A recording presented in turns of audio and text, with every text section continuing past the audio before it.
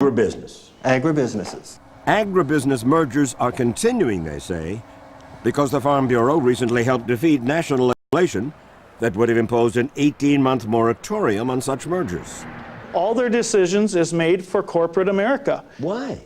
Because they own part of it. Including the 18,000 shares that one Farm Bureau company in Mississippi owns in Premium Standard Farms, the corporate hog processor that family farmers say is driving them out of business. How much do average Iowa farmers know about their Farm Bureau's for-profit companies? Very little. Absolutely nothing.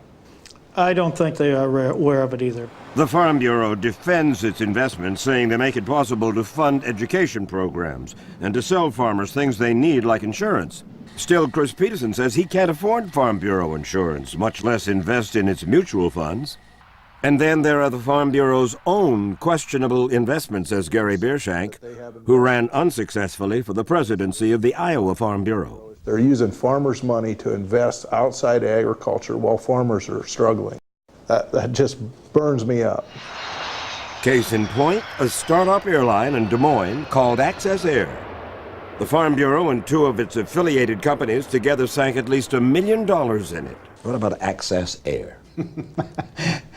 Doesn't have anything to do with farmers. Doesn't have anything to do with farm, that's right. It's just strictly one of the investments that we had. And it's bankrupt. Well, it appears that way. Not all their investments have been so bad, but the Access Air failure still angers Jim Brown. Late last year, he was in Des Moines lobbying the legislature to give struggling farmers low-interest loans.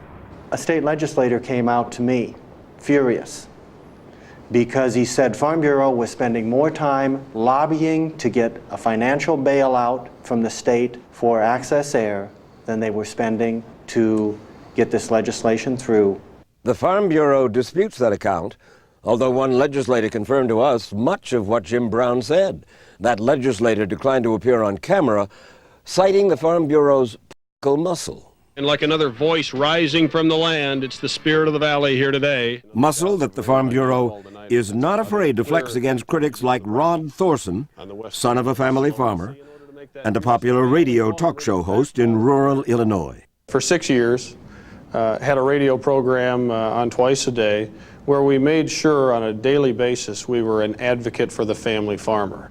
Highly rated, revenue coming in, everybody seemed to be happy. Everyone, it seemed, except the Farm Bureau, which apparently didn't appreciate his comments on big corporate hog farms, which he says are driving thousands of family hog farmers out of business.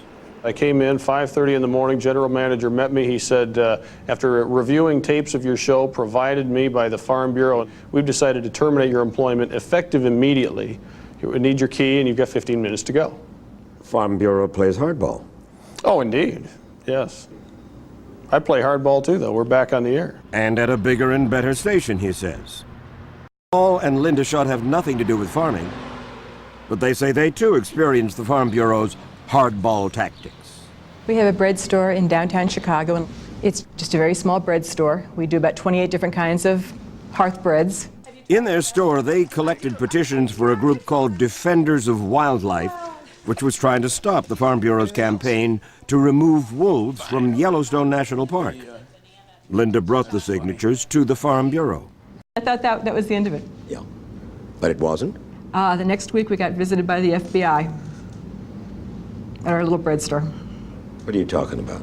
We had FBI agent come to our bread store and investigating us as though we were a threat to the Farm Bureau. We were sort of dumbfounded by the whole thing. Paul says the FBI also asked for the names of everyone attending an upcoming wildlife conference.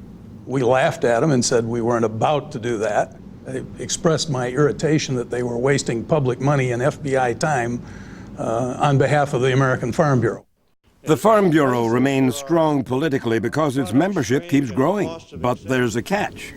Many, if not most of its members, are not farmers at all, and they know little or nothing about what the Farm Bureau stands for. And they live in urban areas like Chicago, Illinois.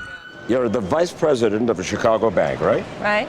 Sally Ann Garner was surprised to discover that she, like so many others, had become Farm Bureau member simply by buying Bureau car insurance. You raise no crops. No, I have nothing to do with farming. You've never lived on a farm? Never lived on a farm. Do you know that the Farm Bureau, of which you're a member, favors repealing the Voting Rights Act, No. eliminating the Department of Education, No. eliminating the Department of Energy, oppose the Equal Rights Amendment, oppose gun control? Not know that. We've taken a very common sense approach to issues. Ed Wiederstein expressed disbelief when we told him that his association's updated policy manual says the Farm Bureau wants to repeal the Voting Rights Act. I guess I would be surprised if it's in there. I really would be. I would be surprised if it's in there. It's in there. It is. I'd have to look then. So we showed him. Well, you're right. It's right there. In fact, I'm shocked. Why is it that when the cattle are fat and the crops are good, all are poor? The skilled lobbyists in agriculture in Washington are Farm Bureau lobbyists. And they're sure happy to come to the aid of agribusiness when they need something, but when the American farmer needs some relief, where are they? It's a question that more struggling farmers today are asking. Nonetheless, the billion-dollar Farm Bureau marches on, proud and bigger than ever, still selling itself as a friend of the family farmer. We are daughters and sons of the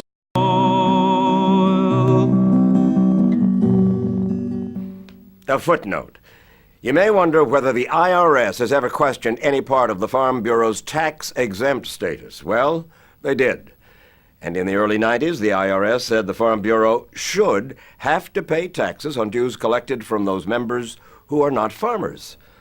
But the Farm Bureau supporters in Congress passed a law that stopped the IRS cold.